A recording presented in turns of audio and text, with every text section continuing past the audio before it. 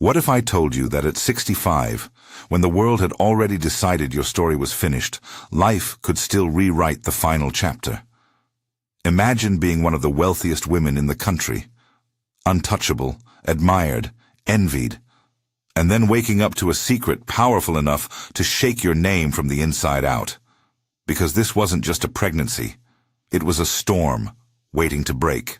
Before we go any further, subscribe to the channel and like this video. Stories like this aren't just about wealth or scandal.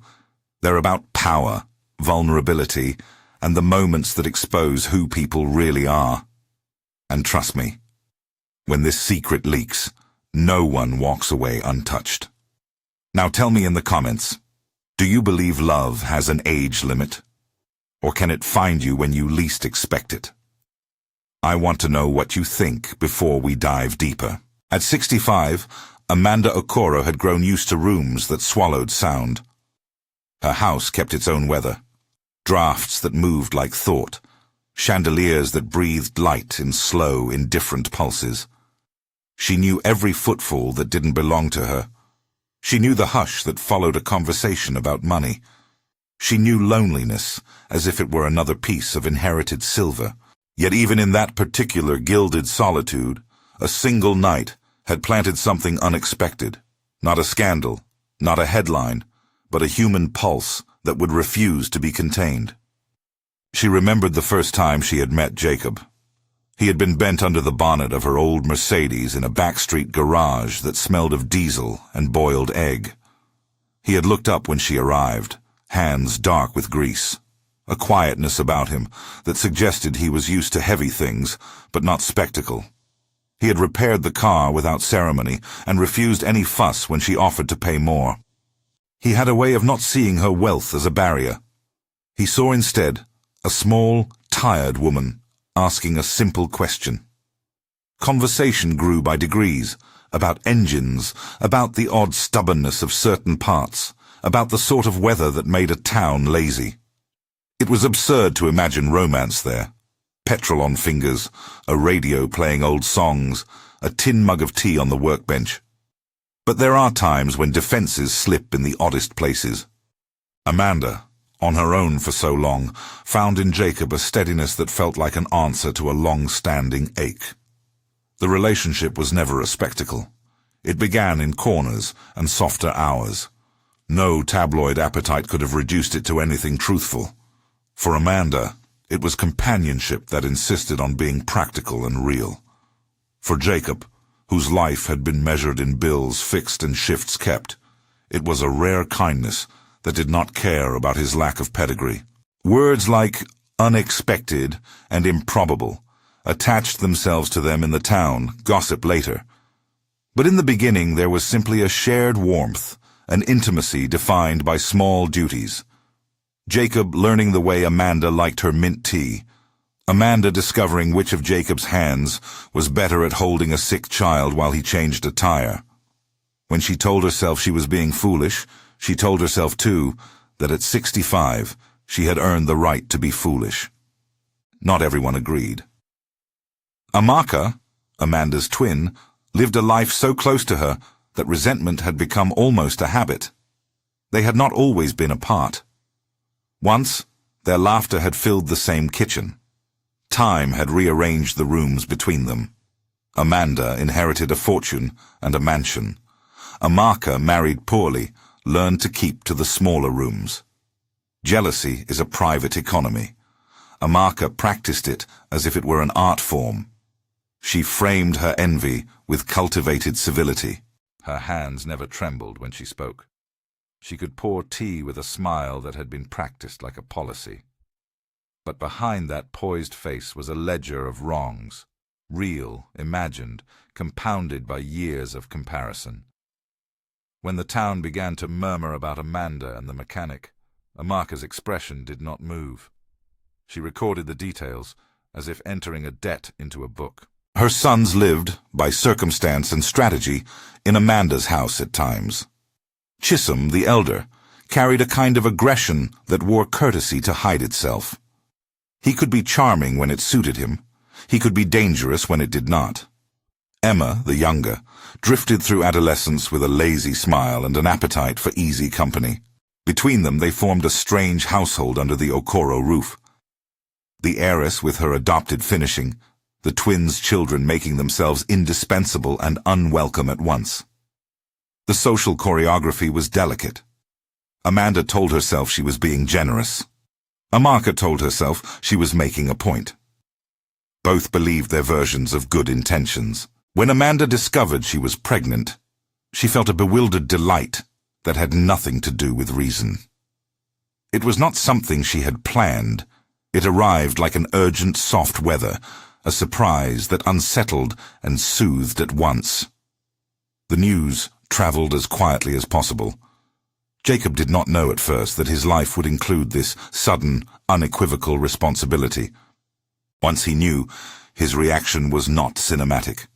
There was fear, certainly, and a retreat that came from deep habit. There was also a tenderness that surprised him. He was not a man wired for wealth or headlines. He was a man who could read an engine's complaint and fix it with hands that had learned patience. He loved the child in a way that made him more honest than he had been with himself. Not everyone kept their intentions clean. Amaka saw the pregnancy as an opportunity to settle old scores. If the family line passed to a child Amanda raised, Amaka's bitterness could not be concealed by the estate's gilding. She began to cultivate a plan with the kind of calm precision she applied to everything. The plan required money and a hospital whose staff could be persuaded to look the other way. Dr. Admi, the consultant on duty at St. Nicholas, had feet in two worlds. Professionally, he kept a kind facade. Financially, he kept accounts that suggested small indulgences. A new set of books here, an extra holiday there. His moral ledger was malleable, where cash made sense. Amaka arrived with the right mixture of cash and promise, neutral voice and quietly burning need. Bribes were not theatrical. They arrived as envelopes, as no-nonsense suggestions that a small rearrangement could preserve the balance Amaka sought. Dr. Admi told himself that the hospital was a place of compromises. He told himself he could live with a shift in nursery assignments if it kept him and his family secure. Once persuaded, he arranged things with the sort of bureaucratic competence that made wrongdoing feel practical rather than monstrous. Amanda's labor was a small, contained violence. The room was clinical and warm. It smelled of antiseptic and citrus. Nurses moved in practiced choreography. Amanda's breaths were long and measured, each one a pact with herself. Jacob stood by, a hand on her thigh, his face drawn as someone whose life had been rearranged. He whispered things in short, manageable sentences. The name they might choose, a joke about engines calming his nerves, a promise to hold the baby if Amanda needed him to. The baby came into a world that would insist soon enough on names and accounts and ownership. A boy, the nurse said. Amanda's chest unclasped in a way that almost hurt. She watched as he cried. A bright, ordinary cry that sealed something she had not known could be sealed at her age. The nursery, after the first hour, was a place of small miracles and bureaucratic tedium. Babies came and went between cribs. A midwife wrote on a chart. A visitor signed a form. In the hallway, a measured woman in a tidy coat waited like an accusation disguised as kinship. Amaka had come prepared. Conversations, coffees, a soft hand on a shoulder that looked like support. Dr. Admi had been ready in the administrative sense. He had already signed a set of internal notes to shift babies that night to favor the plan he had made. The exchange itself would be quick, a matter of gloved hands and a large, secured cot. It would be a swapping of bodies, not a negotiation of souls. For those who plotted it, pragmatic rationalizations smoothed the edges. A blind baby could be reared with resources. A healthy baby would thrive in a household that had none. Between the arithmetic and the human cost, they chose numbers. What happened in the nursery was small enough to be almost invisibly monstrous. A nurse, pressed by duty and then by the tilt of an envelope, wheeled a cot from one room to another. Amaka's composure was surgical. Her hands moved with the quiet authority of a woman used to moving objects through life by other people's effort. Dr. Admi signed forms and authorized transfers, as if he were making a small, impersonal correction on a ledger. Jacob paced outside, unaware of the rearrangement that would soon define what they called their child. Amanda slept, exhausted, the baby wrapped against her chest. She felt contented and raw. Trust is porous when you are vulnerable. They brought home a blind boy. Amanda named him Peter because the name felt like a promise, something solid and held. Peter's eyes were book-dark and unseeing. He had the smooth face of someone who had been scoured clean by suffering he had not yet understood. Amanda had expected the early glow of new life, the cooing, the quick learning of a tiny human, learning the roundness of his world. Peter's dependence was immediate and specific. He startled everything. He needed light explained to him, in way no other infant required. There were therapies and tutors. There were orphanage visits she never made. There were purchases of special books and braille kits, and a new wing in her house adapted for someone who navigated by hand and sound. Amanda poured money into services with a single-mindedness that left other things in the house to slow with dust. For Jacob, returning to the garage felt like seeking refuge in the habitual. He kept showing up with an awkward responsibility. Visits in the mornings before the shop opened, a hand on Peter's head, as if learning how to steady the tiny mistakes of a life you had not always chosen to inhabit. It was a reluctant devotion at first. A man who loved but feared consequences. Mariam, Jacob's wife, lived in a different map of their reality. She had married him when promises felt like small treaties for stability. The discovery of Amanda's pregnancy had not been the neat arithmetic anyone hoped for. Mariam's life was a kind of social cost that Jacob could no longer pretend did not exist. He loved both women in different ways. Amanda for the grace of her trust. Mariam for the steadiness that had been his anchor. It was a tangle that stained every step he took. Amid the early weeks, Amanda's intuition sometimes brushed at a truth she could not yet name. Peter's lack of sight was the kind of thing that required explanation and acceptance. She gave it both. Yet there were moments. A crease of a wrist where a bracelet had been, a faint smell of hospital cleanser on a garment that lodged like a pebble in her mouth. She dismissed these as the oddities of grief and of older bodies learning new rhythms. If she harbored suspicion, she buried it under devotion. Amaka's household settled into the ways of those who had maneuvered into a position before the truth could always be proved. Chisholm learned the craft of closeness with a calculating warmth. He became one of those who could worm his way into daily life and carry his resentments like private trophies. Emma drifted through his brother's shadow, mischief marking his face. Family evenings at Amanda's implied normality. Family evenings at Amaka's implied passing debts. Resentment, when long practiced, turns into a close companion. It speaks softly, and then demands. 5 years cut through the house like a saw. In the months and years that followed the birth, 2 boys grew in 2 different sorts of neglect. Amanda attended to Peter with a fierce, almost territorial tenderness. She insisted on therapies, on specialists flown from the city, on a team of carers who would teach Peter to navigate by sound. She never once regretted the cost. Peter developed a sweetness that was both innate and a product of being focused upon. He learned to know the sound of his mother's foot on the stairs and the tone of voices that meant safety. He loved music. Music became his map. Amanda read aloud for hours, describing colors he could not see with the loving specificity of someone who had time and inclination to locate wonder in small things. She bought him a carved wooden horse and watched as he learned its grain. Philip, the son who had been carried somewhere else that night, grew in a room that smelled of boiled cabbage and institutional soap. The St. Hilda's Orphanage, a building of peeling paint and good intentions, did what it could with too few staff and too many mouths to feed. Philip was slight as a reed. He learned to make himself small, but smallness does not correspond to smallness of mind.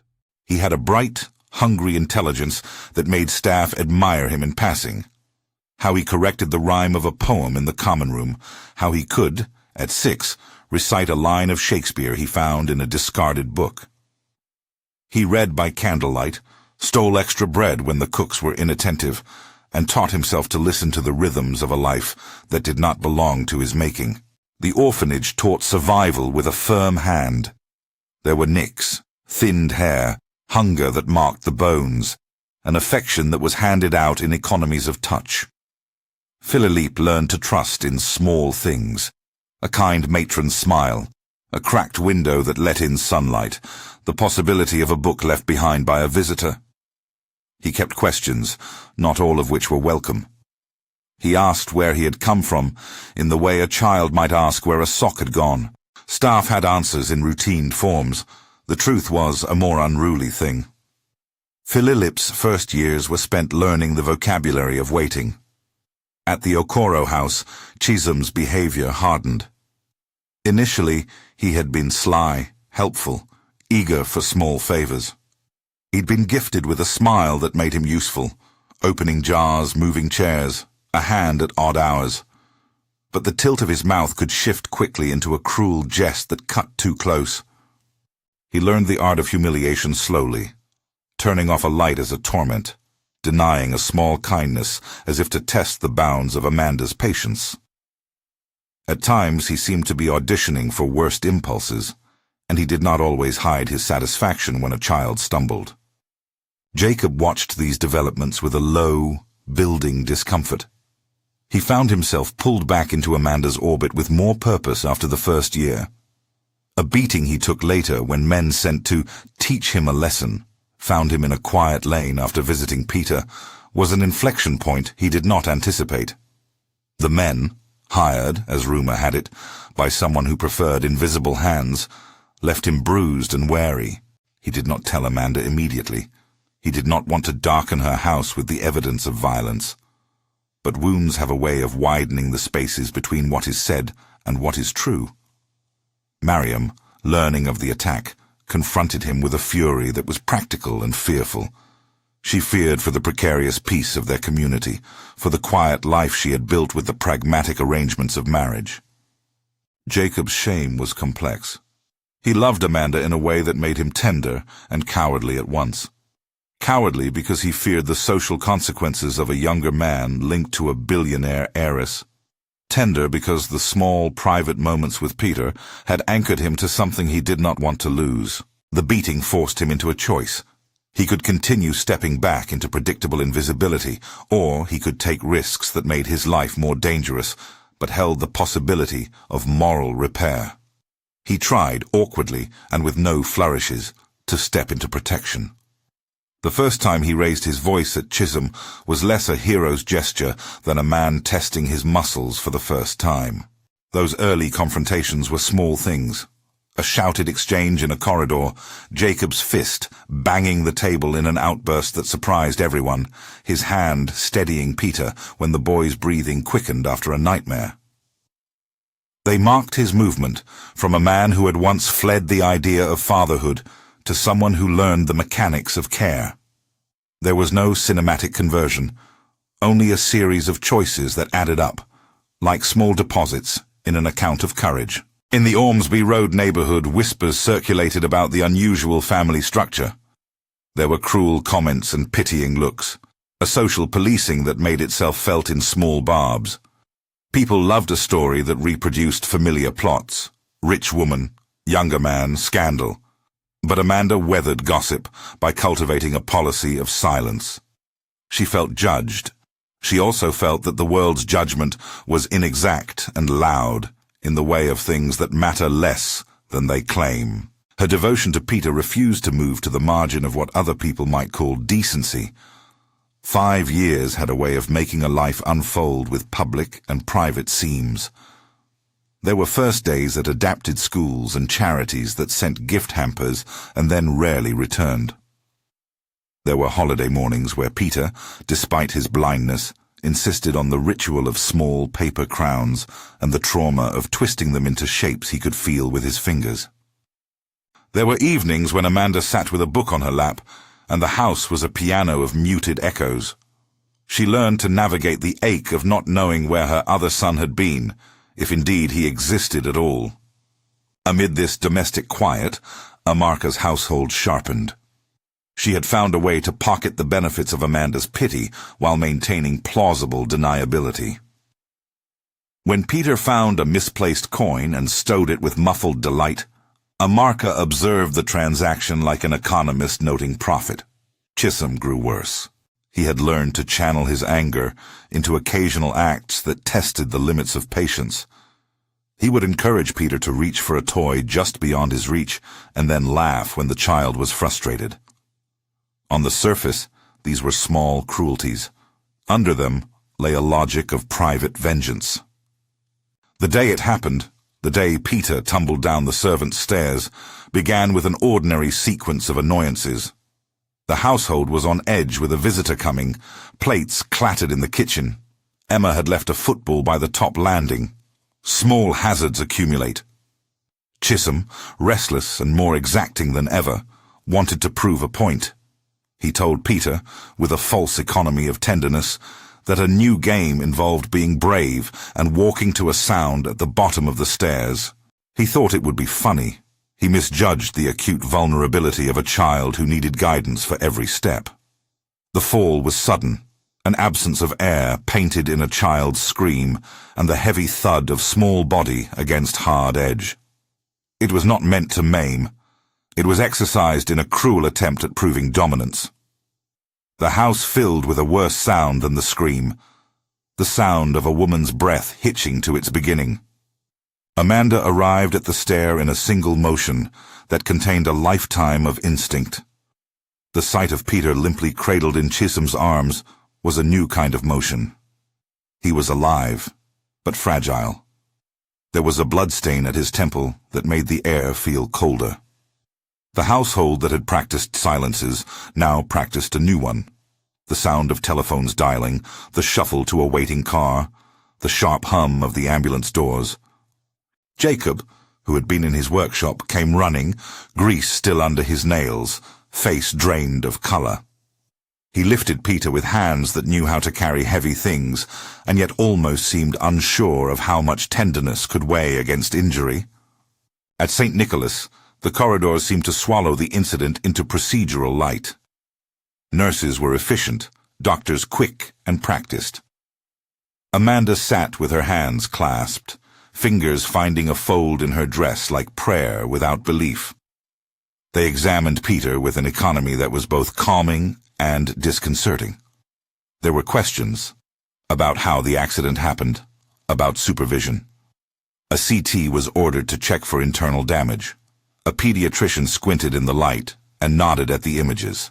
They took blood, routine in such cases, and for a moment the world narrowed to waiting.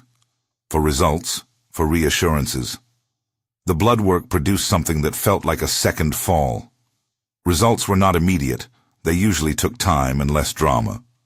This time the lab returned with notes that did not fit the expectations of those who understood heredity.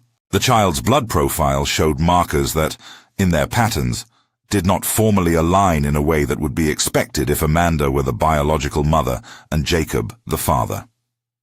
The nurse who delivered the news did so with professional caution, as if the words might be abrasive and break something. She spoke of incongruent markers and further testing and a protocol. Amanda felt as if someone had slid a small key into a lock she had not known existed. She heard the words, but could not make their teeth into meaning. Jacob's face registered the same small, stunned recalibration. It was one thing to know that life contained strange arcs. It was another to be told, in a fluorescent-lit hospital, that what you held in your arms might not belong to you genetically. Suspicion is a slippery thing. It grows teeth and asks for proof. The doctor suggested DNA to settle questions definitively. Amanda consented with the clarity of someone who had nothing to hide, and beneath that, the tremor of someone beginning to suspect that integrity had been traded like coin. Outside the corridor window, the city continued its indifferent traffic. Inside, a family that had tried to fashion itself through affection now had the new problem of facts. The blood test had become a pivot. It was not an accusation. It was evidence asking for further light. For Amanda, the possibility that someone had stolen part of her life, either deliberately or through a medical mismanagement she could not yet name, became a cold presence that settled behind the ribcage. Jacob left the hospital that night and walked the streets until the city's nighttime anonymity blurred the anger into something more useful. He thought of the men who had beaten him weeks before, of the smugness in Chisholm's voice, of the quiet of the garage and the images of Peter's small face. He thought of the way Mariam had looked at him after the word assault had been used, of her practical fury and care.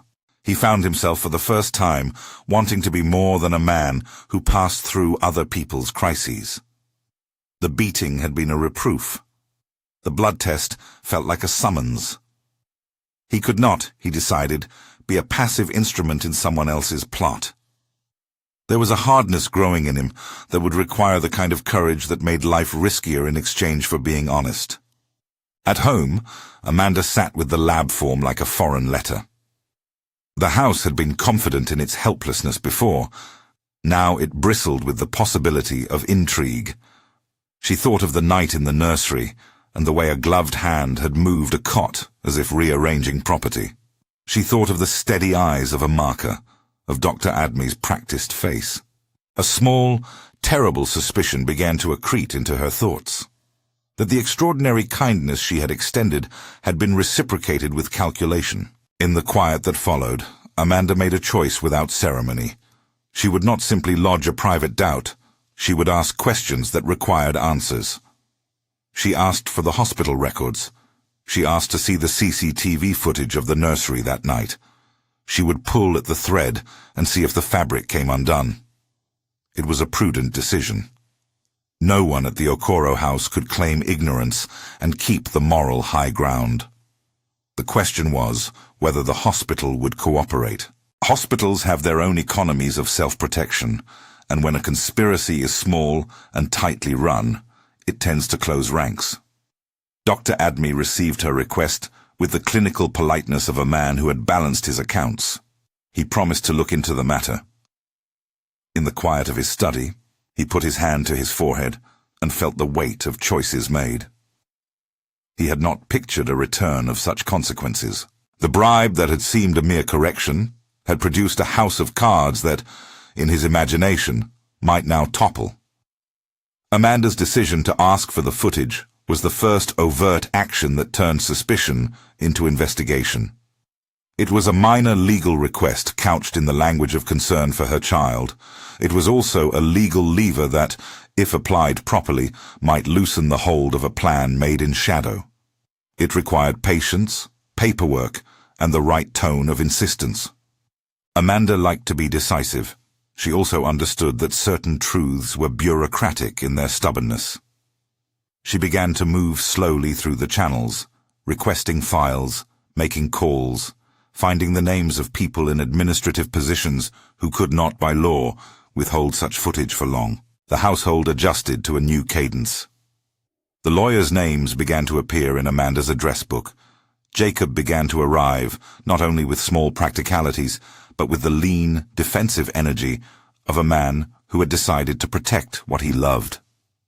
Chisholm noticed the change, and being either graceless or brave in the wrong way, ramped his mischief up into palpable hostility. There were smaller incidents, food withheld, a locked toy chest, but there was also a rising recklessness in his eye. He could not bear the possibility that his pleasures might be interrupted. The house held a tension that strained its rooms. Peter adapted as best he could, soothed by Amanda's presence and the ritual of sound. Philip, miles away, continued to learn in the orphanage by the steadiness of his intelligence. He asked for nothing dramatic. He hoped for small things to go right.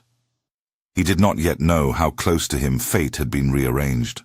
And so the first part of this story reached a place where private suspicion met procedural reality. Amanda had begun to turn the machinery of law toward a small truth. Jacob had moved from avoidance toward a kind of defiant protection. Amaka's resentment had sharpened into maneuver. The accident had forced facts into the open. Blood work had become the hinge. The house held its breath, not because of one revelation, but because there were several possible reveals lying in wait, each one carrying the risk of what losing the familiar might mean. If you want the next twist, drop a comment and subscribe. Night fell, and with it, an old certainty. The truth had a stubbornness that could either liberate or devastate. Amanda lay awake, listening to the house, listening for the small sob of a neighbor's floorboard, the sigh of the central heating, the faint, insistent rhythm of Peter sleeping. She could not know yet the precise geometry of what had been done in the nursery that night. She only knew that a life she had been building, gently and defiantly, might be founded on something rotten. The question was what she would do about it, and who would stand with her when the house that swallowed sound began to speak back. Days passed, with a slow droning of appointments and forms. The hospital promised results in time. Jacob, whose bruises faded into brown shadows on his skin, began to stay later at Amanda's, learning the discreet language of care that a household required when the stakes were complicated. He taught Peter to recognize the click of a wardrobe door, to map rooms by the sound of footsteps. He brought small, sensible gifts from the garage. A carved wooden truck that rolled true, a scarf that smelled faintly of engine oil. Mariam's calls were infrequent and sharp. Sometimes Jacob answered with a softness that had teeth. He apologized for his absences and promised to be better. Mariam's voice, when she forgave, did so like someone marking a ledger, pragmatic, not effusive. Amaka maintained her front. She made visits that resembled normal family calls, bringing cakes that everyone pretended to enjoy. She carried patience like armor. But patience, under strain, can quicken into decisions that are less measured. She began to set in motion other small acts. A deferred payment here, a phone call there. She spoke in the measured voice of someone arranging consequence. Chisholm's behavior became erratic. He seemed to understand that if the truth surfaced, the household privileges he had enjoyed might evaporate like mist. In the orphanage, Philip found odd pieces of joy. He was placed on a list for a small scholarship that would allow him access to extra lessons. He learned to press into the small mercies that life afforded.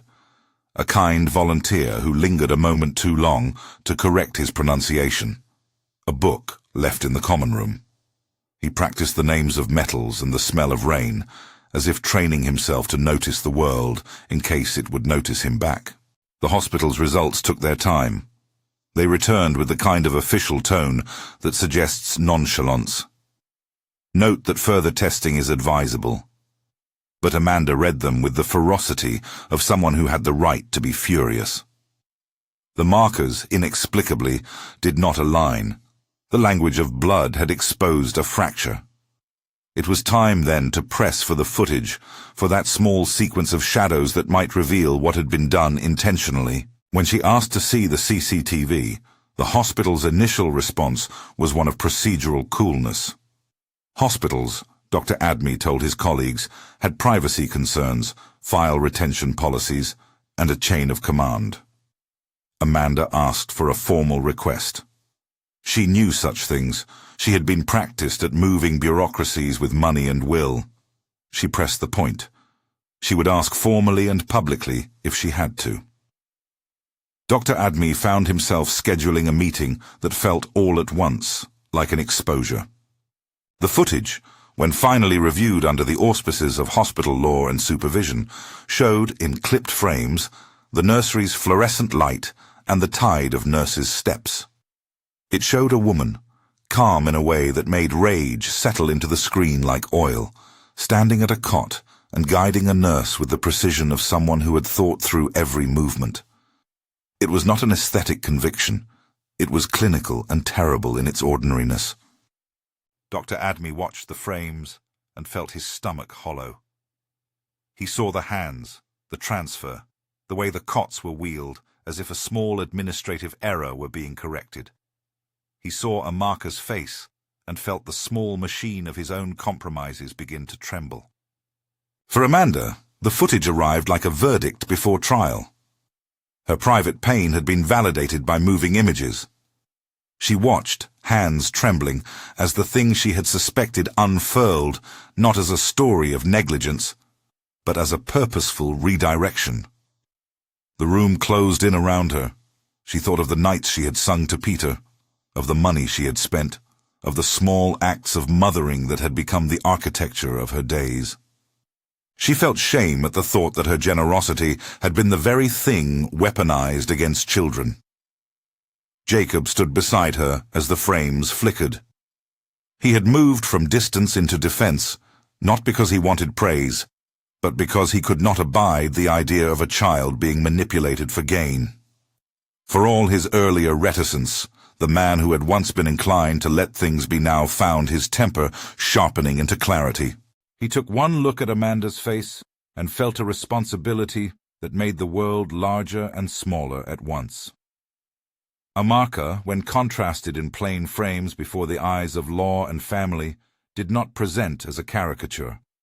She was not a face that blinked until she looked monstrous. She was, instead, composed and unrepentant in the way of a person who had chosen to believe that outcomes justified means. The footage was not the entire story, but it was a doorway into a set of explanations, and once there is a doorway, questions become possible. If the battle ahead required patience, it also required courage and an organizer's relentlessness. Amanda had both in measures that surprised even herself. She set in motion actions that would make the small conspiracies visible in public. She wrote letters, arranged meetings, petitioned for police presence. For the first time in years, she felt something like righteous fury as an instrument of justice rather than self-righteousness. There was, of course, another economy at work. The people who had profited from deception do not always fold quietly. When one household decision begins to unravel, other decisions unmake themselves in the same thread. Dr. Admi, who had banked on small adjustments, now feared exposure. Amaka, who had counted on her cunning, felt the air thin around her composure. Chisholm, who had relied on the soft prizes of a house that sheltered him, reacted with an increasing boldness that suggested panic disguised as aggression. The world they had made for themselves did not permit easy exits. That was where the story paused, at the hinge between exposure and reckoning. The fall down the stairs had forced a medical fact into the narrative. The blood markers had suggested the possibility of theft. The CCTV had shown hands in a nursery, moving like accountants of cruelty. Amanda had begun to stitch together the outline of what had been done. Jacob had moved from being peripheral to insisting on a kind of protective presence that tested his marriage and his own courage. Amaka had hardened into someone dangerously adept at denial. The house no longer served as shelter alone. It was becoming a field of decisions. The consequences of asking for truth were already beginning to arrive in the form of stares and legal letters. Even as January light turned the front windows silver each morning, the family found itself in the complicated geography of consequences. The two boys, one sightless, one alone in an orphanage, were now pivot points of a drama that implicated the living and the institutions that had, in small ways, aided deception. Night again, and a last quiet. Peter slept, his hands curled on the quilt, as if he were holding down a secret. Philip, miles away, lay awake under a thin blanket, sometimes rehearsing the words he would say if anyone asked who his mother was. Amanda sat by the piano and rested her fingers on the keys, not to play, but to feel the wood, unnatural comfort in the midst of unraveling truth. Jacob watched her, a man remade in small acts of protection, thinking of the nights he had spent fixing brakes, and considering now that the hardest repairs are the ones we perform on our hearts. The pieces were moving. The investigation had begun, but so had the backlash. Men with quiet voices and unsympathetic eyes began to find their way into corridors. Messages were delivered that smelled faintly of threats. The house that had loved began to feel monitored. Amanda understood, with a clarity that made her throat tight, that truth could be costly. But she had always believed that truth, like certain stubborn plants in her formal garden, would find a crack and push through stone. It was a belief she had practiced for years, an ethic disguised as patience. Now that belief had been summoned out of habit into action. She would not allow inertia and polite lies to seal a child's life into wrongness. The police took the footage with an efficiency that felt almost consoling in its mechanical predictability. Detective Sergeant Imogen Carver was exact and unshowy. She asked for details, names, times, a list of who had been on duty. She treated the hospital like evidence rather than institution. Amanda found such dispassionate attention a kind of comfort. The files that had once been easy to purchase with a pressed check now required formal warrants and a chain of custody. That change suited her. If the world expected money to smooth the edges, she preferred the sharp authority of law. Dr. Adme sat across from the detective in a room that had no appointment book or leather chairs, just a table and 2 cups of coffee gone cold. He had a way of making his hands seem small while he spoke. He pointed at the floor, rather than into the eyes of the woman whose life he had helped rearrange. He did not plead dramatic innocence. He described a set of small decisions multiplied over nights and envelopes, excuses that had understood themselves as simple corrections rather than crimes. His voice thinned when the detective suggested the possibility of prosecution. He had, he said, been frightened of losing comforts his family had come to rely upon. He had been afraid of a larger debt that might fall if he refused on principle. The hospital suspended him pending investigation. That was the first public shimmy in a machine that had pretended to be steady. News traveled in the discreet way that rumors in a quiet town do. Soft emails passed between colleagues, a notice pinned on a staff board, then a short paragraph in a local paper. For Amanda, the notice was irrelevant. She cared only for what it could do, put the right people on record, make them testify. There was work to be done that involved small humiliations. Amanda sat through formal interviews that required her to repeat the night and the names and to sign statements that made the strain visible in her hands. Legal counsel, a careful woman named Harriet Lyle, mapped the case out in forensic patience. Harriet did not promise miracles. She spoke in the terms of procedure: warrants, custody, evidence. That legal scaffolding, dry and efficient, steadied Amanda in a way that money could not. It made indignation legible. At the orphanage, the discovery was less a sudden thunder than an unraveling of a dress stitch by stitch. Detective Carver and a constable arrived with papers and a manner that suggested they were both prepared and sorry. The staff at St. Hilda's had done what they could with scant funds and scarcer training. When the officers said the name Amanda Okoro to the matron, an old woman named Doris, she blinked as if someone had offered 2 coins for an unclaimed thing. Philip was, in the official register, number 72M, a child whose name had been recorded at arrival in some other handwriting, and whose history consisted mostly of gaps. When the officers asked to see the boy, Philip was in the corner of the playroom, counting washes in a tin. He looked up as if being asked to pause a private project. The police explained themselves with the caution of people aware they were disturbing a life built of small, fragile habits. Philip listened, head tilted, and when they reached for him with the gentlest of invitations, Would you come see a lady who says she might be your mother? He took a step forward as if towards a book left open. The reunion in the grey room at St. Hilda's carried the peculiar quiet of something that had waited too long for speech. Amanda sat with hands folded, and the easier composure she wore like a cardigan. Jacob, who had driven the 3 hours on bad sleep, embarrassed himself with a nervous knock of his knuckles against his thigh. Philip approached, and then stopped. A child trained in the single act of caution. For a moment it was the strangest of theatre, 3 people arranged by fate and evidence, none of them entirely sure of the script. When he spoke, Philip's voice was small and precise. He said nothing of dramatic recognition. He touched Amanda's sleeve as if testing for seam. She bent forward and let him draw closer in the language of scent and warmth. There was an awkward, almost sacred silence. Years of absence compressed into a look, into the smell of hair that needed cutting, into the small braid at the back of his head. Jacob watched with a tenderness that was now practiced and sober. The boy's fingers found Amanda's hand and curled there like a habit longed for. The DNA test was a formality only in the way the law demands forms, methodical, with chain-coded tubes, and a technician who could not be hurried. When the result came back 2 days later, it read as categorical comfort. The genetic lines untangled and confirmed that Amanda was, indisputably, Philip's biological mother. Harriet read the printout like a hymn. Her voice did not tremble.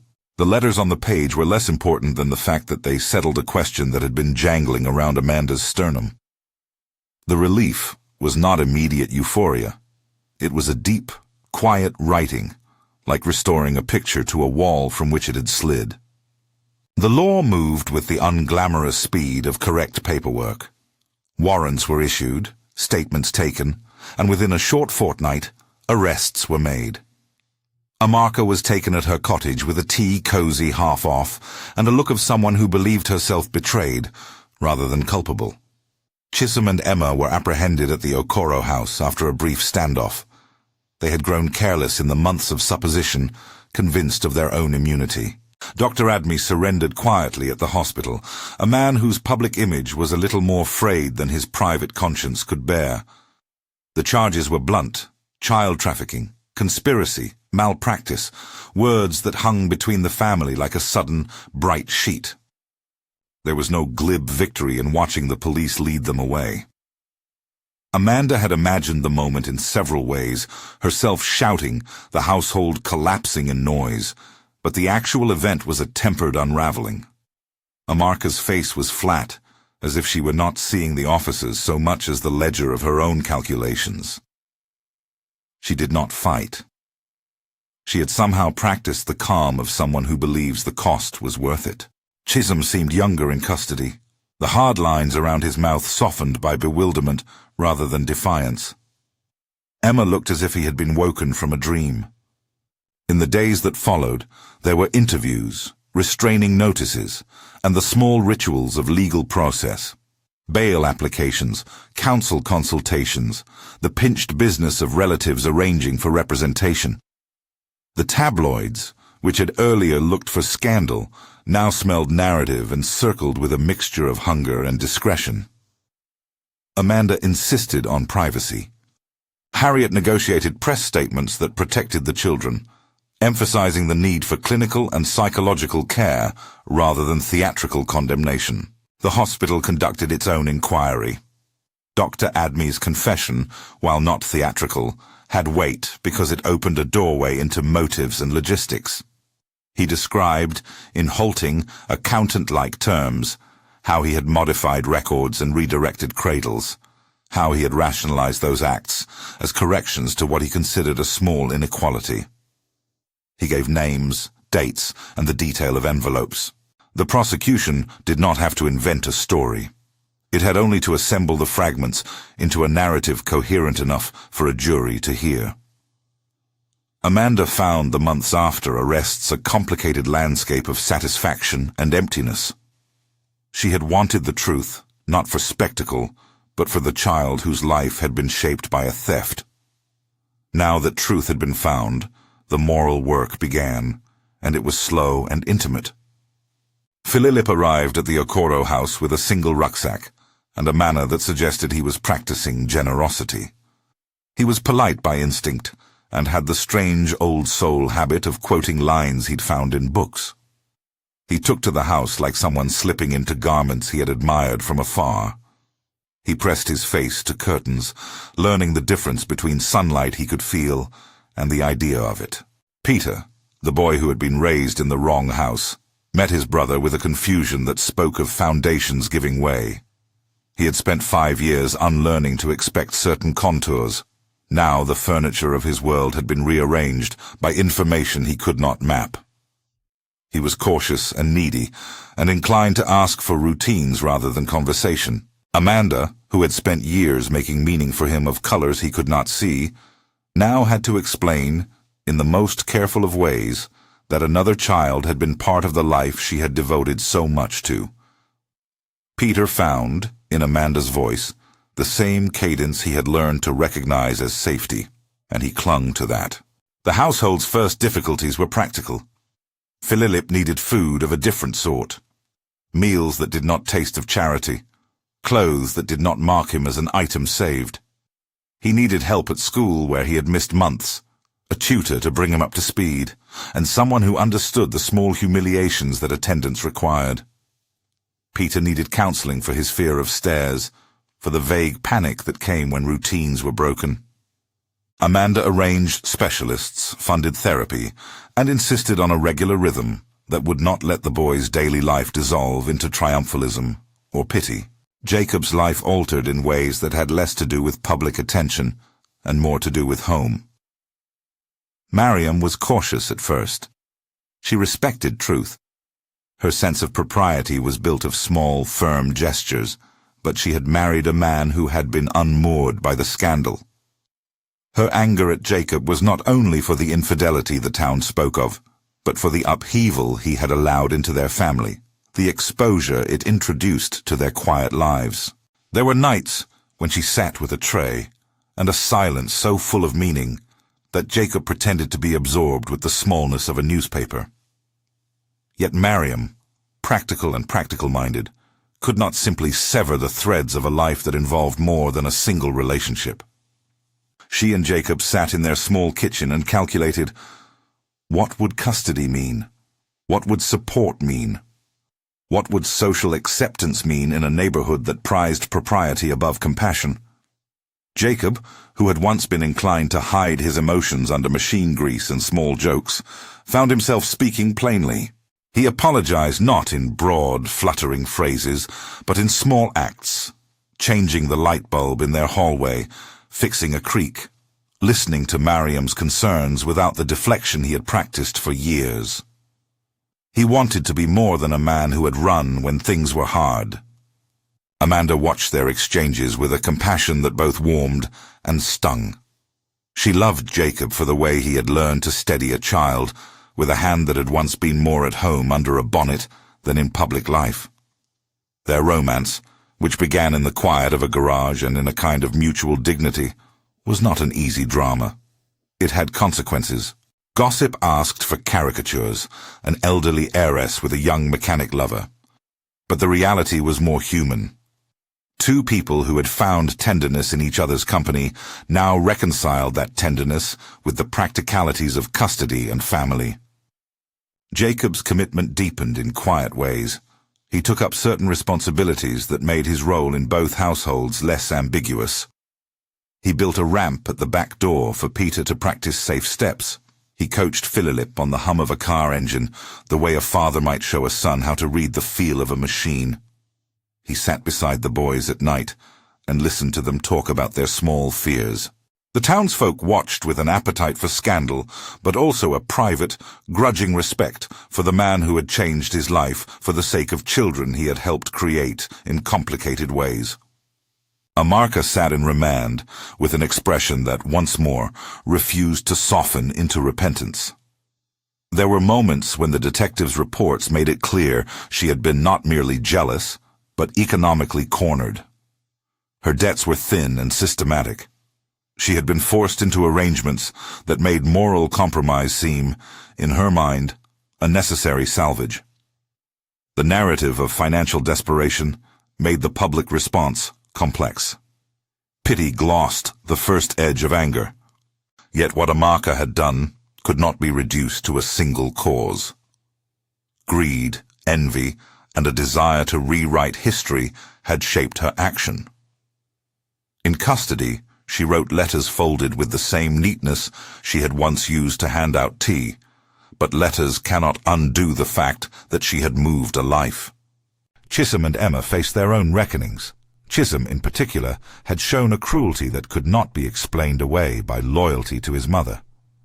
He had enjoyed the small tyrannies of a house where he could exercise power over a child who could not see his face. The court record would show a pattern of petty harms that escalated into something far worse. Emma, who had always seemed to drift, was forced to confront the idea that passivity in the face of wrongdoing is itself a choice. The prosecution, under careful counsel, did not attempt to make the story more lurid than it was. They relied on footage, on paper, on Dr. Adme's admissions, and on the testimony of staff who had been too frightened to speak earlier. The narrative that emerged in court was less about theatrical villainy and more about a network of rationalizations. The jury decided matters within weeks, convictions for Dr. Adme and Amaka on the charges that the evidence supported. Chisholm found guilty of assault. The sentences were stern but not vengeful, prison terms that matched the scale of the crime as the law measured it. Amanda watched the process with a muted gravity. She did not want to celebrate punishment. She wanted to ensure that the children, both of them, had their lives tended to. The first night the brothers slept in rooms across the corridor from one another, Amanda lay awake and listened to the way the house learned how to breathe around them. Peter stirred and called for Amanda in the small hours. Philip, who had never known the sound of luxury the way Peter had, woke with a start to the echo of a new mattress. In small rituals, they relearned how to exist with one another. Mealtimes without the awkwardness of strangers, bedtime stories that moved from therapy narratives to the unfettered nonsense of children's imagination. There were awkward moments that needed mending. Philip resented being given certain toys that suggested patronage. He refused charity when it disguised dignity. Peter, traumatized by a fall he thought he might never escape from, flinched at a closed door. Amanda, who had always measured her love in gestures of care, learned to make apologies in a different register. Admissions of the house's failure to know, the family's failure to protect. She sat for long hours with psychologists in rooms smelling of lemon, learning how to narrate the past to two children whose trust had been variously betrayed and restored. The medical prognosis on Peter's sight was cautious. The injury had been serious enough to warrant concern, but not so catastrophic as to promise permanent blindness. The specialists explained the limits of care. Some improvements could be hoped for with surgery and therapy. Other aspects might not recover. Amanda accepted the uncertainty, refusing miracle talk and the solace of false optimism. She poured herself into the practicalities. Appointments, exercises, a rhythm of checking progress rather than chasing headlines. It was, she told herself, the only stable way to offer hope. Outside the house, the social narrative bent and shifted. Old acquaintances adjusted their faces to what they supposed were right responses. Condolences, bashful curiosity, the occasional covert admiration for Amanda's fortitude. Some neighbors offered the direct kindness of casseroles and invitations. Others wanted the story simplified into a moral fable. Amanda tolerated both, keeping in her chest a quieter metric, the children's daily improvement. Jacob's place in the story became less ambiguous to him as well. He stood before people now, not as an accidental lover, but as a father in practice, the kind who took a child's mood seriously and whose hands could fix a cupboard door and a child's unease. Mariam's fear did not evaporate overnight. It softened into a complicated accommodation. She and Jacob had long talks across a kettle, negotiating space and affection. There was no tidy reconciliation. Instead, there was negotiation. Mariam insisted on straight speech and modesty. Jacob offered consistency and a willingness to accept the social consequences he once feared. Love, when practiced over consequences rather than appearances, settled into a different register that was less theatrical and more durable. Even as the household reconstituted itself, there were threads that refused to lie still beneath the surface. Amaka, in prison, wrote a letter to Amanda that wanted to be both apology and explanation. The letter arrived on thin paper, folded like a serviette. Amaka asked neither for forgiveness nor for absolution. She attempted instead to explain how a life of small humiliations could produce a big transgression. She admitted, in the way some people do, that she had both envied and revered Amanda and resented the fact that something she had always wanted, acknowledgement, ease, had been denied to her. The letter stopped short of tears or theatrics. It was an act of the same composed front she had always practiced. Amanda kept the letter in a drawer with other private papers. She did not respond. The orphanage did not disappear from the narrative. The matron, Doris, who had for years offered what care she could within a system that underfunded compassion, received support from Amanda's foundation to improve facilities, hire staff, and build a training program. Amanda, whose money had once been the accused instrument of harm, now became a donor in the kind of direct way that sought to repair institutional neglect. She insisted the funds be used with oversight, independent audits, a board that included someone from the community and someone with clinical experience. It was small recompense, perhaps, but it was practical and needed. Philip thrived at school in ways that felt like a soft miracle. He loved maths and the rhythm of numbers. He corrected a teacher's example once with a cheek that made the class laugh. He discovered, too, that he could take pride in the deliberate choice to belong. He made a friend, Nadia, who liked the same poems and who introduced him to the kind of teenage sarcasm that feels like an initiation. Jacob taught Philip to change a spark plug in the garden after school. They sat on crates beside a Nissan, and the boy learned the rattle of tools. Those afternoons, sun warm on their shoulders, were small sanctuaries in a household that had been through too much. Peter's recovery was slower and required expectations to be managed. There were weeks when he regressed into panic and refused to move through a door alone. Amanda learned to celebrate small victories, the day he climbed the garden path alone and returned with a sprig of rosemary as if proof that the world still offered small tokens for the brave. Therapy was not a single event, but an unglamorous practice. They worked with a specialist who taught Peter to map the house through sound and texture. The child smiled on days when music filled the drawing room. He seemed to locate the world through rhythm. Jacob and Amanda's romance deepened in those unremarkable domestic routines. It was not a sequence of dramatic conversions, but of chosen constancy. A man who appeared for school runs and nights of listening, a woman who showed her vulnerability by allowing someone into the most private parts of her life. Their age difference, which had given gossip much to chew on, grew less relevant in the face of the honest, small things they shared. They ate the same toast with marmalade, argued about who left a window open, made plans for small repairs around the house. Their love became an ordinary thing, the sort that endures because it is practiced, not because it is declared. Still, public scrutiny left scars. Jacob found himself at the receiving end of sneers at the garage, men murmuring about propriety in ways that made him flush. Amanda received letters. Some were kind, many inquisitive, a few venomous.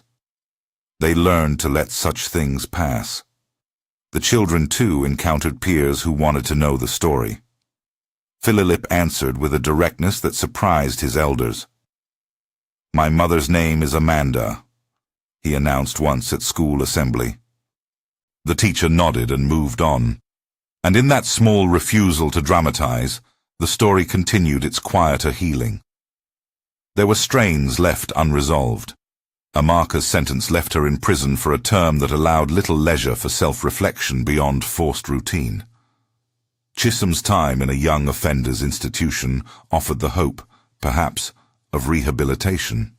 But it also cut the household connection that had allowed harm to take hold. Emma, who had drifted, faced community services and the prospect of work training rather than financial handouts.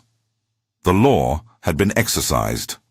The deeper work, therapy for those scarred, rebuilding community trust, reimagining family boundaries, would take years. Harriet prepared court filings related to custody and the future care of both boys.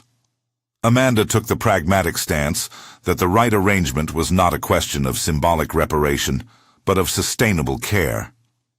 Philip's biological ties could not be the sole determinant of parenting. Amanda recognized that her duty now included ensuring that Philip would be accepted into a life that valued him rather than idolized him. She looked forward to a shared guardianship that included Jacob in a new way and considered permanent contact arrangements with Mariam and Jacob, where appropriate. She wanted reconciliation without erasing boundaries that had been violated. As spring made the garden less austere, the household settled into a rhythm that felt like a newly learned language.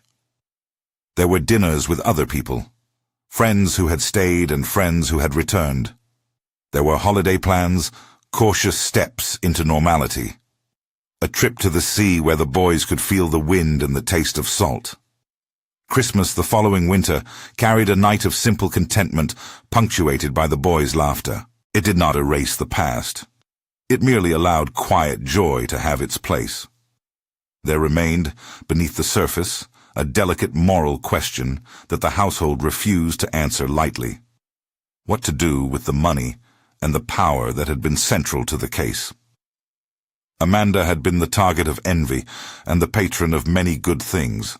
She had to decide how to balance restitution without letting her wealth be the answer to everything.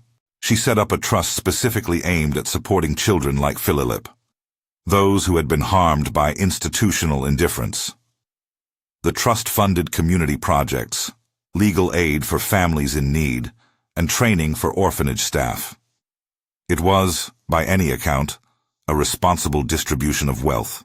It was also an attempt to turn pain into positive structure. Jacob found new footing in public life. He was invited to speak at a local community center about fatherhood and accountability. He refused to be grandiose. He told the same story he had told in the kitchen, about small acts, about showing up. People listened, sometimes sympathetically, sometimes skeptically, but many of them came away with the impression of a man who had been remade, not by guilt alone, but by consistent action. Mariam, who watched her husband from the audience one night, clapped in a way that suggested acceptance of change without dramatic forgiveness. The longer arc of healing was not linear. There were setbacks, a night when Peter woke screaming, a day when Philip found a photograph in a public paper and was affronted by the way his life had been turned into a headline, a neighbor who called with an angry tone about privilege. Each setback required patience and practical responses. Amanda learned to be apologetic when the house, in its shape, called attention. She learned to explain to children the difference between curiosity and cruelty, and to protect their privacy when journalistic instincts pried too close. Relations between Amanda and Amarka never returned to affection. On occasions when visits were permitted, supervised through legal channels, there were formal exchanges and a pared-down politeness. Amarka, for all her composed rhetoric, occasionally let slip an ache that was recognizably human. She spoke once of her fear of being invisible. She blamed the world for not making a place where she could be enough. Amanda listened without offering consolation that would undo responsibility. There was no reconciliation in the grand sense, but there were moments of human contact, a folded letter, a short sentence that acknowledged a shared history. As for the title of rumor, the talk of an older heiress and a younger mechanic, the town eventually tired of the novelty. Love, when it is honest and ordinary, enervates gossip. Jacob and Amanda's relationship settled into the kind of ordinary affection that runs counter to scandal: shared breakfasts, the occasional argument, long walks where they planned small renovations to the house. They were seen together at fundraisers, at gardeners' society meetings, and arriving at school plays with coats buttoned against the rain. Age, in the end, was a detail eclipsed by the fact of two people who had chosen care consistently. Yet the story did not end with neat moral closure. The legal processes continued in the background: appeals, parole hearings, employment consequences for the hospital staff who had looked the other way. The public appetite for a final verdict diminished, but for the household the work of repair persisted. Amanda continued to wrestle with what it meant to love both boys equally. There were times she felt the ache of having treasured the wrong child in ignorance. There were times when Philip, newly arrived and indignant at the notion of being rescued, demanded space like any maturing adolescent. Parenting, she found, required an equilibrium that was often difficult to keep. In the quiet months that followed the trials and the headlines, Amanda built a new kind of life. There were afternoons when she, Jacob, Peter and Philip sat in the study. The two boys sprawled over cushions with different sorts of books, and she felt the holy domestic intensity of being present. Jacob would laugh at a practical joke Philip set, usually a clever trick with a makeshift tool, while Peter beat time with a spoon on a biscuit tin. There were moments of such ordinary delight that it felt as if the world had reallocated its weight and given them a small share of undramatic happiness. Amanda continued to visit the hospital and the orphanage, not to exert control, but to check on systems. She invested not only in therapy, but in community education, in outreach that connected vulnerable mothers with the resources that might prevent cruelty being chosen out of desperation. The legal victory had been necessary, but the greater project, in her view, was preventative, making sure other families would not find themselves reduced to the arithmetic of envelopes and concealments. There were invitations to speak quietly about the case, not to revel in its private details, but to explain the cost of secrecy.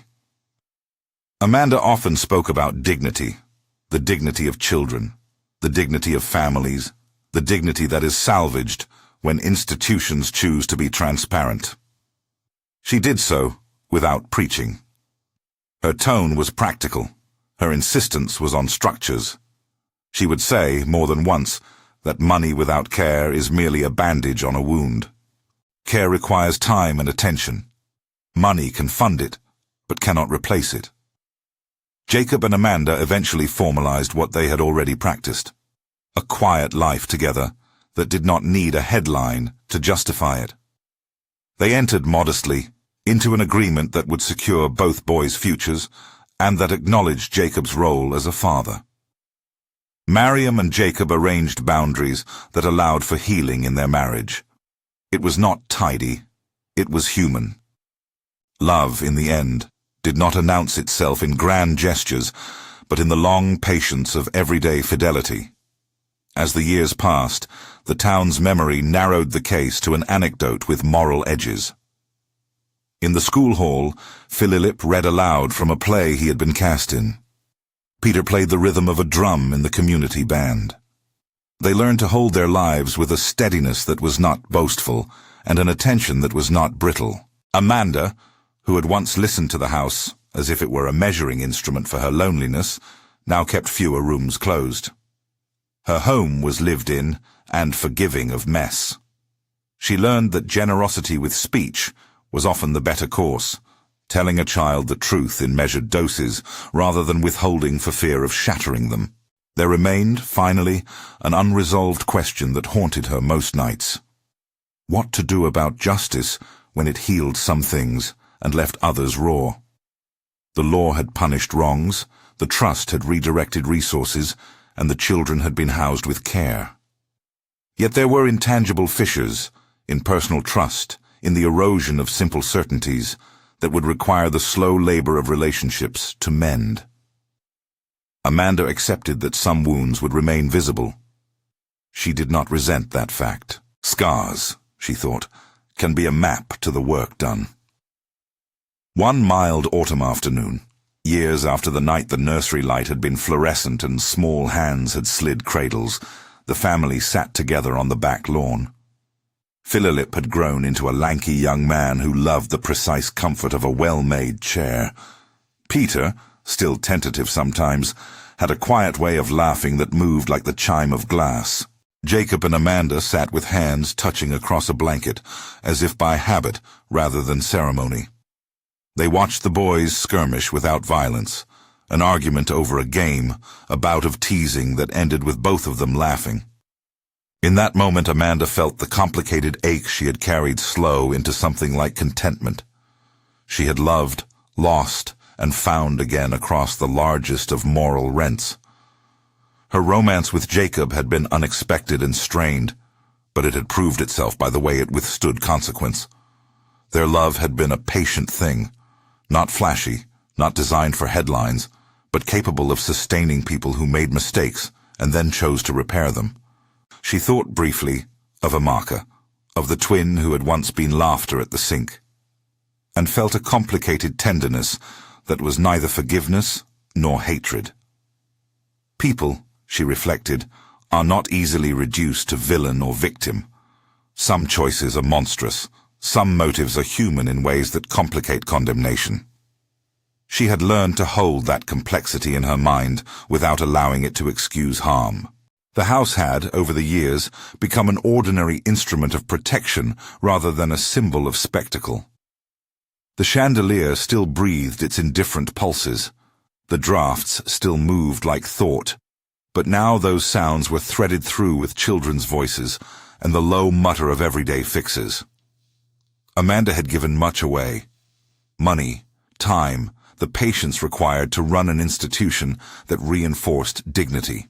What remained to her in the evening, as lights came on in small neighborhoods and the town lay quiet, was a sense that the true task of life was not wealth, but repair. They had not closed every door behind them. Trials and appeals would continue for a while.